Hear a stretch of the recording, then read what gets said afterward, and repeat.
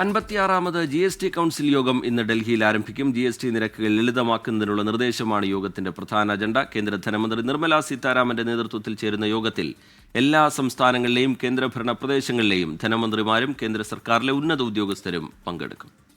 ബൽറാം നെടുങ്ങാടിയാണ് ചേരുന്നത് വിവരങ്ങളുമായി. ബൽറാം, കേരളത്തിനെ സംബന്ധിച്ചിടത്തോളം ഇന്ന് വളരെ പ്രധാനപ്പെട്ട ഒരു ദിവസമാണ്.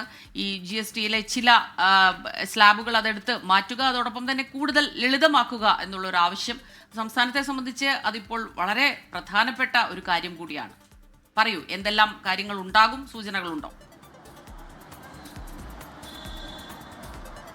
സ്മിത, റിജിത്ത് സൂചിപ്പിച്ച പോലെ തന്നെ ഏറെ നിർണായകമായ ഒരു GST യോഗമാണ്, കൗൺസിൽ യോഗമാണ് ഇന്ന് നടക്കാനിരിക്കുന്ന 56ാമത് GST കൗൺസിൽ യോഗം. ഈ യോഗത്തെ സംബന്ധിച്ച് ഏറ്റവും നിർണായകമായ അജണ്ട എന്നുള്ളത് ഈ GST ഘടന അത് ലളിതമാക്കാനുള്ള ഒരു തീരുമാനമെടുത്തിരുന്നു. പ്രധാനമന്ത്രി നരേന്ദ്രമോദി തന്നെ സ്വാതന്ത്ര്യദിന പ്രസംഗത്തിൽ ഇത്തരത്തിലൊരു പ്രഖ്യാപനം നടത്തിയിരുന്നു. രാജ്യത്തെ ജനങ്ങൾക്ക് ദീപാവലി സമ്മാനമായിക്കൊണ്ട് ഈ GSTയിലെ നിലവിലുള്ള 4 തട്ടുകൾ അത് 2 സ്ലാബുകളായി കുറയ്ക്കാനുള്ള ഒരു തീരുമാനമാണ് എടുത്തിരിക്കുന്നത്. അത്തരത്തിലൊരു ശുപാർശയാണ് സർക്കാരിന് മുന്നിൽ ഉള്ളത്. അതുകൊണ്ട് തന്നെ നിലവിലുള്ള സ്ലാബുകളിൽ നിന്നും 12-28% സ്ലാബുകൾ അവ ഇല്ലാതാക്കാനുള്ള നിർദ്ദേശമാണ് GST കൗൺസിലിന് മുന്നിലുള്ളത്. നേരത്തെ ഗ്രൂപ്പ് ഓഫ് മിനിസ്റ്റേഴ്സിൻ്റെ യോഗങ്ങളിലെല്ലാം തന്നെ ഇതിന് അംഗീകാരം ലഭിച്ചിരുന്നു. മറ്റ് സംസ്ഥാനങ്ങൾ ഉൾപ്പെടെ ഇത് പ്രതിപക്ഷം ഭരിക്കുന്ന സംസ്ഥാനങ്ങൾ ഉൾപ്പെടുന്ന ഗ്രൂപ്പ് ഓഫ് മിനിസ്റ്റേഴ്സ് യോഗങ്ങൾ പോലും ഇത് അംഗീകരിച്ചിരുന്നെങ്കിലും ചില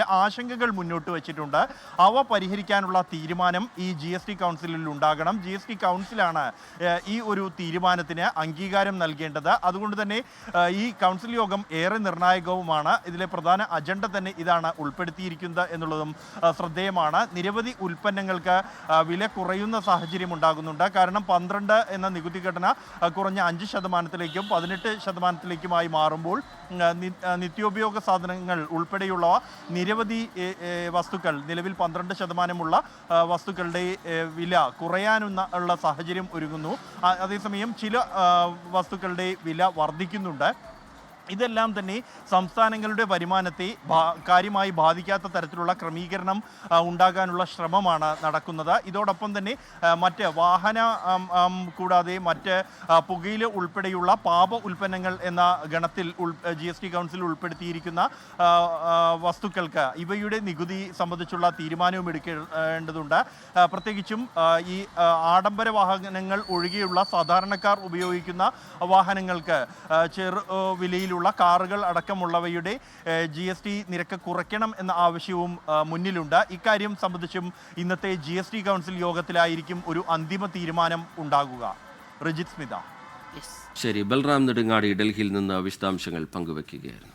ലോകത്തെവിടെയായാലും ഏത് സമയത്തും 24 വാർത്തകളും ഓഗ്മെന്റഡ് റിയാലിറ്റി പാക്കേജുകളും എക്സ്പ്ലെയിനറുകളും വിശദമായി കാണാൻ ഞങ്ങളുടെ YouTube ചാനൽ നിങ്ങൾക്ക് സബ്സ്ക്രൈബ് ചെയ്യാം.